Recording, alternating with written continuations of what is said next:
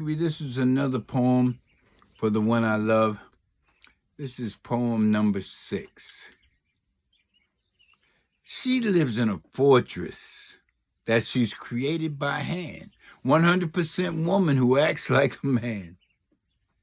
Always going and doing things, mostly all alone. And most of her life, Father, that's all she's ever known. Surrounded by layers of insecurities and fears, the results of the lessons that she's learned over the years. And she's tied them around herself as she goes throughout life, a little too apprehensive to make a good wife. She uses her stubbornness coupled with her pride to throw up new walls behind which she'll hide.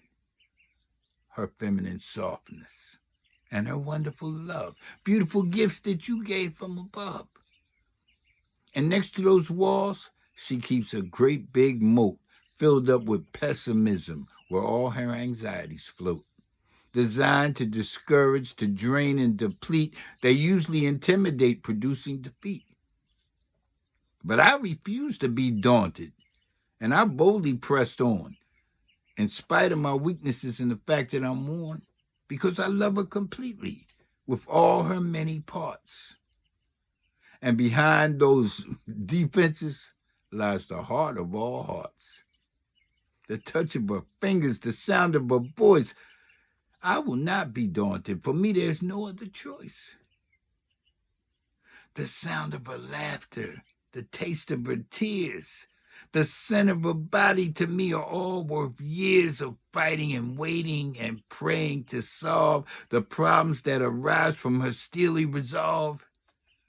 I trust in you, Father, to clothe me with light and show me the way to do things just right, to provide her with refreshment and replace all her tears, to turn back the clock and restore the lost years, and tear down the walls that keep her locked in and help her live holy and be her best friend. Because she's locked in a prison that she can't even see, with a beautiful persona that's yearning to be free. Please dry up that moat, Father, and tear down the wall. Unwrap her garments, insecurities and all, and teach me to love her and meet all her needs, and fill us both with spirit that teaches and leads. To love and not lust for as long as we live. Because lust tends to take and love tries to give. And help us each day to bask in your S-O-N sun, united forever, together as one. For I long just to feel her, Father, as God you fill us, until we both die and return to the dust. Blind Tony 1016 @gmail.com.